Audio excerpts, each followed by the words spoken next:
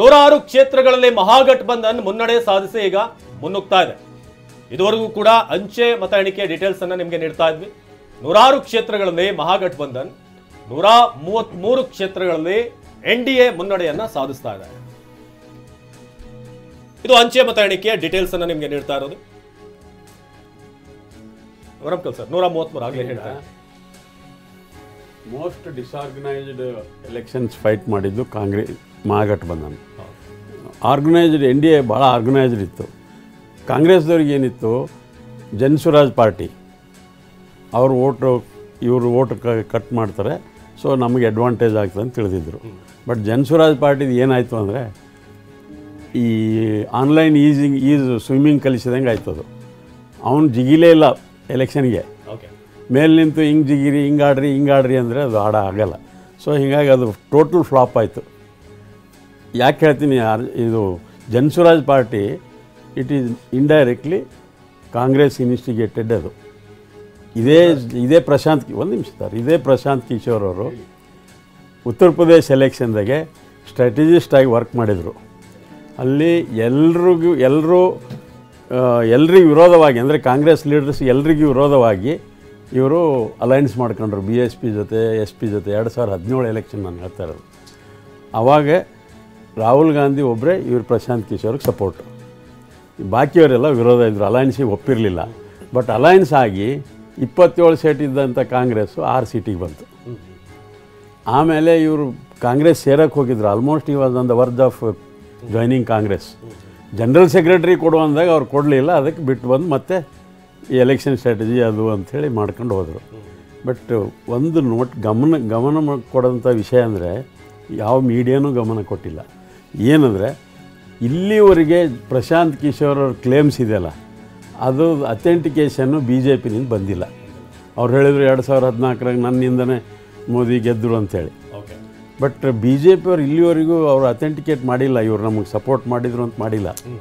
ಇಲ್ಲ ನೀವು ಪ್ರಶಾಂತ್ ಕಿಶೋರ್ ಅವ್ರದ್ದು ಬೇರೆ ಬೇರೆ ಕಡೆ ಸಂದರ್ಶನಗಳನ್ನು ನೋಡಿ, ಅವ್ರು ಎಲ್ಲೂ ಕೂಡ ಈ BJPನ ಬೈದಿದ್ದಾಗಲಿ ಅಥವಾ ಈಗ ನನ್ನಿಂದ ಇಲ್ಲ ಕೇಳಿ, ನನ್ನಿಂದ BJP ಗೆಲ್ತು ಅಂತ ಹೇಳಿದ್ದಾಗಲಿ ಅವ್ರೆಲ್ಲೂ ಕೂಡ ಹೇಳಿಲ್ಲ. ಅವ್ರು ಈ ಬಾರಿ ಹೇಳಿರೋದೇನು ಅಂದರೆ, ಅವರು ತುಂಬ ಚೆನ್ನಾಗಿ ಹೇಳ್ತಾರೆ. ನಾನು ನಿಜವಲ್ಲೂ ರಾಜಕೀಯ ನಾಯಕರುಗಳು ಅವ್ರು ನೋಡಿ ಕಲಿಬೇಕು ಕೆಲವೊಂದು ಸರ್. ಏನು ಅಂತ ಅವ್ರು ಹೇಳ್ತಾರೆ ನೋಡಿ, ಈ ಮೋದಿ ಶಕ್ತಿ ಸಾಮರ್ಥ್ಯ ನೀವು ಅಲಗಲಿಕ್ಕೆ ಸಾಧ್ಯ ಇಲ್ಲ. ಯಾಕಂದರೆ ಅವರು ರಾಜ್ಯದ ಮುಖ್ಯಮಂತ್ರಿಯಾಗಿ ಕೂಡ ದಾಖಲೆ ಮಾಡಿದಂಥವ್ರು, ಅದಾದಮೇಲೆ ದೇಶದ ಪ್ರಧಾನಮಂತ್ರಿ ಆದಂಥವ್ರು, ನಿರಂತರವಾಗಿ ಗೆದ್ದು ಬರ್ತಿರುವಂಥವ್ರು. ಒಬ್ಬೊಬ್ಬರದ್ದು ಕ್ವಾಲಿಟಿಗಳು ಹೇಳ್ತಾ ಬರ್ತಾರೆ. ನಿತೀಶ್ ಕುಮಾರ್ದು ಅವ್ರು ಹಂಗೆ ಹೇಳೋದು. ನಿತೀಶ್ ಕುಮಾರ್ ವಯಸ್ಸಾಗಿದೆ, ಮರವಿನ ಕಾಯಿಲೆ ಇದೆ, ಅದನ್ನು ನಾನು ಒಪ್ಕೋತೀನಿ. ಆದರೆ ನಿತೀಶ್ ಕುಮಾರ್ ಒಳ್ಳೆ ನಾಯಕ ಅಲ್ಲ ಅಂತ ನಾನು ಹೇಳಲಿಕ್ಕೆ ಸಾಧ್ಯ ಇಲ್ಲ. ಸುಶಾಸನ್ ತಂದಿರುವಂಥವ್ರೆ ಅವರು, ಈಗಲೂ ಕೂಡ ನಾನು ಹೇಳ್ತೀನಿ. ನೀವು ಕಾಂಗ್ರೆಸ್ ಬಗ್ಗೆ ಮಾತ್ರ ಅವ್ರು ಹೇಳ್ತಾರೆ.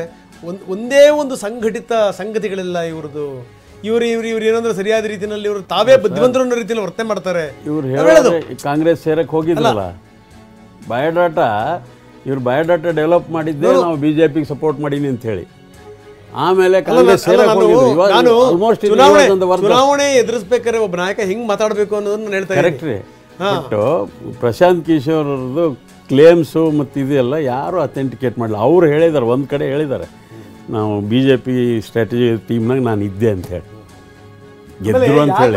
ಫಾಲೋ ಮಾಡ್ಯಾರೆ ಅಂತಂದ್ರೆ ಕಾಂಗ್ರೆಸ್ನವರಿಗೆ ಅವರು ನೆರವು ಕೊಡುವಂಥ ಸಂದರ್ಭದಲ್ಲಿ ಕೂಡ ಅದನ್ನೇ ಹೇಳಿದ್ದವರು. ಮಾರ್ಗದರ್ಶನ ಮಾಡ್ಬೇಕಾರೆ ಬರೀ ಮೋದಿ ಮೋದಿ ಮೋದಿ ಅಂತ ಬೈಬೇಡಿ, ಇನ್ನು ಜನರಿಗೆ ಜಾಸ್ತಿ ಮುಟ್ಟಿಸಂಗೆ ಆಗುತ್ತೆ, ಅದು ಅರ್ಥ ಮಾಡ್ಕೊಳ್ಳಿ. ಇವರು ಅರ್ಥ ಮಾಡ್ಕೊಳ್ಳಿಲ್ಲ.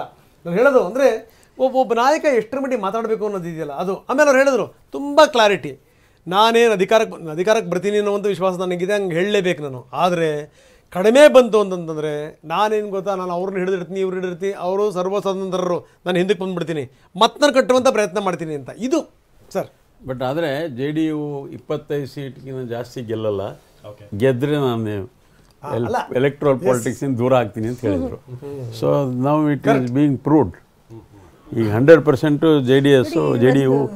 ಆಶ್ಚರ್ಯಕರವಾದಂತಹ ಸಂಗತಿ, ಒಬ್ರು ಪೊಲಿಟಿಕಲ್ ಕನ್ಸಲ್ಟೆಂಟ್ ಆಗಿರೋರು ಪಾಲಿಟಿಷಿಯನ್ ಸಕ್ಸಸ್ ಆಗಲ್ಲ ಅನ್ನೋದು, ಆಗ್ತಾರೆ ಅನ್ನೋದ್ರ ಬಗ್ಗೆ ಯಾವುದೇ ತುಂಬಾ ಚೆನ್ನಾಗಿ ಹೇಳಿದ್ರಲ್ಲ. ಮೇಡಮ್ ಈಜು ಇಳಿದು ಕಲ್ಸೋರು ಬೇರೆ, ಅಲ್ಲಿಂದ ಹಾರಿ ಇಲ್ಲಿಂದ ಹಾರಿ ಅಂತ ಹೇಳೋರು ಬೇರೆ ಅಂತ ಹೇಳಿ. ಹಾಗೆ ರಾಜಕಾರಣಿಗಳು ಪೊಲಿಟಿಕಲ್ ಕನ್ಸಲ್ಟೆಂಟ್ ಆಗ್ತಾರೆ ಅನ್ನೋದ್ರ ಬಗ್ಗೆ ಏನು ಒಂದು ಸರ್ಟನ್ಟಿ ಇಲ್ಲ. ಇದೇ ಒಂದು ರಾಜಕೀಯದಂತ ಒಂದು ಸ್ಪೆಷಾಲಿಟಿ ಇದೇನೆ. ಸ್ಟಾರ್ಟ್ ಆದದ್ದೇ ಉತ್ತರ ಪ್ರದೇಶ 2017 ಎಲೆಕ್ಷನ್ ಇದ್ದಾರೆ. ಹೌದು ಸರಿ ಅಲ್ಲಿ Prashant Kishor was key man. Correct. ಈ ಆರ್ಗನೈಸ್ಡ್ ಈ ಫಾರ್ಟ್ ಎಲೆಕ್ಷನ್. ಇದು ಅಲ್ಲ, ಅವ್ರು ಇನ್ನೊಂದು ಹೇಳಿದ್ರು ಆದಷ್ಟು ಬೇಗ ಪ್ರಿಯಾಂಕನ್ ತಗೊಂಬನ್ನಿ, ರಾಹುಲ್ ಗಾಂಧಿ ಅವರದ್ದು ಅಷ್ಟರ ಮಟ್ಟಿಗೆ ಅವ್ರ ಪರಿಣಾಮ ಬೀರಕ್ ಆಗಲ್ಲ ಅಂತ ಹೇಳಿ ಅಂತ. ಸೊ ಇದು ಸಂಗತಿ. ನನ್ನ ಒಂದು ವೈಯಕ್ತಿಕವಾದಂತಹ ಅಭಿಪ್ರಾಯ, ಯಾಕೆಂದರೆ ನಾನು ಈ ಕನ್ಸಲ್ಟಿಂಗ್ ಫೀಲ್ಡಲ್ಲಿ ಕೆಲಸ ಮಾಡಿದ್ದೀನಿ, ಒಂದಿಷ್ಟು ಪ್ರಾಜೆಕ್ಟ್ಸ್ ಮಾಡಿದ್ದೀನಿ. ಏನು ಅಂದರೆ ಎಲೆಕ್ಷನ್ ಗೆಲ್ಲಬೇಕು ಅಂದರೆ ಬಹಳಷ್ಟು ಸ್ಕಿಲ್ ಸೆಟ್ಸ್ ಬೇಕಾಗಿದೆ. ಆ ಸ್ಕಿಲ್ ಸೆಟ್ನಲ್ಲಿ ಒಂದು ಸ್ಕಿಲ್ ಸೆಟ್ ತರ್ತಾರೆ ಪ್ರಶಾಂತ್ ಕಿಶೋರ್, ಹೊರತು ಪೂರ್ಣವಾದಂತಹ ರಾಜಕೀಯ ಮಾಡೋದ್ರಲ್ಲಿ ಸಾಧ್ಯ ಆಗೋದಿಲ್ಲ.